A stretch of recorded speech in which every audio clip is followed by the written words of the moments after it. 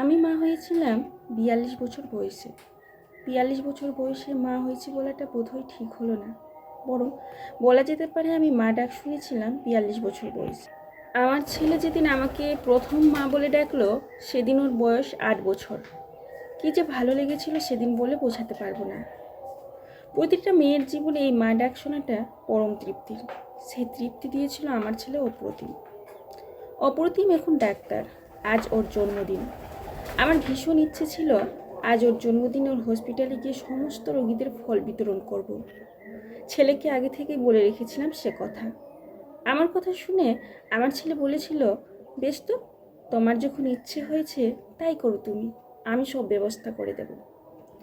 মায়ের ইচ্ছে পূরণ করতে পারাটা যে বড় আনন্দের। আমার ছেলে আবার মা অন্তপ্রাণ, তাই মায়ের যে কোনো আবদারই কখনো সে না করেনি। ছেলের হসপিটালে যখন পৌঁছলাম তখন হসপিটালের সবাই আমাকে দেখে বলেছিল ডাক্তারবাবুর মা। ছেলের পরিচয়ে পরিচিত হতে পেরে নিজেরই ভীষণ গর্ববোধ হচ্ছিল। হসপিটালে যখন সব রোগীদের কাছে ফল দিচ্ছিলাম তখন এক বয়স্ক ভদ্রমহিলা বেডে শুয়ে ডাক দিলেন, ছর্দি। ছর্দি কথা শুনে বুকটা যেন ছ্যাদ করে উঠল। ভীষণ পরিচিত গলা। চিনতে একটু অসুবিধা হয়নি। আমার নিজের বৌদি। বৌদিকে ওখানে দেখতে পাবো আমি স্বপ্নেও ভাবিনি। সেই আগের চেহারাটা আর নেই, খুব খারাপ হয়ে গেছে। অনেক বছর পর দেখা। তাকে বললাম, বৌদি তুমি? বৌদি ক্ষীণ গলায় বলল, আমি তোমাকে দেখেই চিনতে পেরেছি। তুমি সবাইকে ফল বিতরণ করছো। পরম সৌভাগ্য না হলে এমন কাজ করা যায় না। আসলে আমার ছেলের আজ জন্মদিন। ছেলে তো এই হসপিটালেরই ডাক্তার, কিন্তু তোমাকে আজ এখানে দেখতে পাবো সেটা খুব খুশি হলাম। ছেলেকে ডাক্তার তৈরি করতে পেরেছো। আমি পারিনি আমার দুই ছেলেকে মানুষ করতে।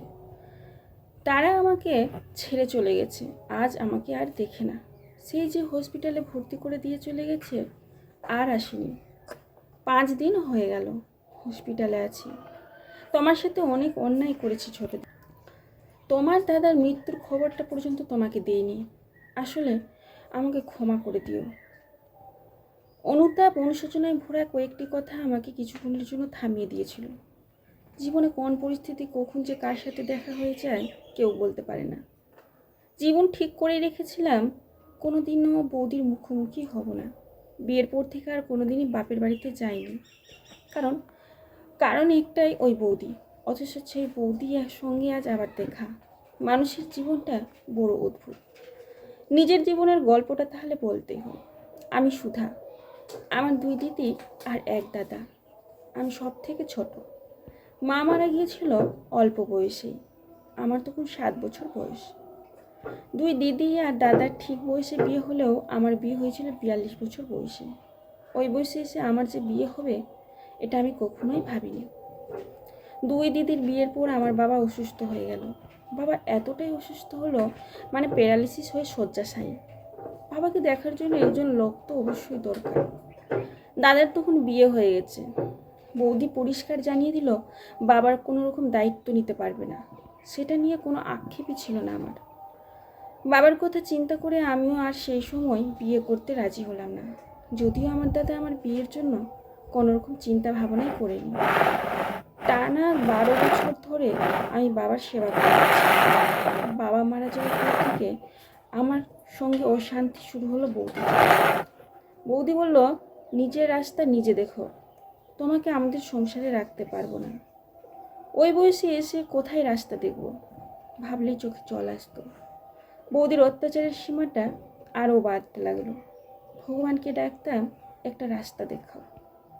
ইতিমধ্যে একটা রাস্তা দেখালো ভগবান। খবরের কাগজে একটা বিয়ের বিজ্ঞাপন দেখে যোগাযোগ করে আমার বড়দি আমাকে বিয়ে করার জন্য বলে। ভদ্রলোকটি ব্যাংক ম্যানেজার। ওনার স্ত্রী মারা গেছেন ক্যান্সারে। 8 বছরের একটি ছেলে আছে। আমি বড়দিকে বললাম, আমি বিয়ে করতে রাজি, তুই কথা বল ওদের সাথে। আমার বিয়ের কথা শুনে বৌদি খুশি হয়নি। আমি আড়াল থেকে বৌদির কিছু কথা শুনেছিলাম সেদিন। বৌদি দাদাকে বলেছিল, ওর কি আর এমনি এমনি বিয়ে করছে? দেখেছে ব্যাংক ম্যানেজার, টাকা পয়সা আছে, আর ছেলেটাকে মানুষ করছে ভেবেছ? দেখো, কোনো অনাথ আশ্রমে দিয়ে না চলে আসে। তবে এটাই শান্তি। আমাদের ঘাট থেকে আপদ বিদায় হচ্ছে। সেদিন এমন কথায় চোখের জল ধরে রাখতে পারিনি। মন খারাপ হয়ে গেছিল ভীষণ। ভাবছিলাম আমি কি সত্যি আপদ, কিন্তু বিয়েটা আমি করবই, এটা মনে মনে ভেবে নিয়েছিলাম। কারণ আমি নিজে বুঝতাম মা না থাকার যন্ত্রণা কতটা। ছোটবেলায় আমিও হারিয়েছিলাম মাকে। বৌদির এমন কথাটা মনের মধ্যে ভীষণভাবে বেঁধেছিল। ঠিক করি আর কখনোই দাদা বৌদির সাথে যোগাযোগ রাখবো না। দাদা কখনোই বৌদির এমন আচরণ প্রতিবাদও করিনি। দাদার উপর ভীষণ অভিমান নিয়েই চলে গিয়েছিলাম। আর কখনো ফিরিনি। দাদা বৌদিও আর আমার সাথে যোগাযোগ রাখেনি। বিয়ের পরবর্তী জীবনটা আমার আনন্দের, যাকে বলে পরম পাওয়া। 42 বছর বয়সে বিয়ে হয়ে যখন ওই বাড়িতে গেলাম, দুজন মানুষ তার মাকে খুঁজে পেয়েছিল। একজন আমার ছেলে আর একজন আমি নিজেই। আমাকে মা বলে ডাকতে থাকলো অপু। অপ্রতিম ওর নাম হলেও ওকে আমি অপু বলেই ডাকতাম। আর আমিও মা পেলাম আমার শাশুড়িকে পেয়ে। কত বছর যে মা বলে ডাকিনি, সেই মায়ের অভাব পূরণ হলো আমার শাশুড়ি মা। কখনো মনে হয়নি উনি আমার শাশুড়ি, মনে হতো আমার নিজের মা। এতটাই ভালো মানুষ ছিলেন। এইভাবে আস্তে আস্তে মায়ের বাঁধনে সবার সাথে জড়িয়ে নিলাম। আজ আমি অপুর মা। অপুকে আমি গর্ভে ধারণ করিনি ঠিকই, অপুর মা হয়ে উঠতে সময়টা বেশি লাগেনি। অপুকে বড় করতে হবে, মানুষ করতে হবে, এই জেদ নিয়ে চলল লড়াই।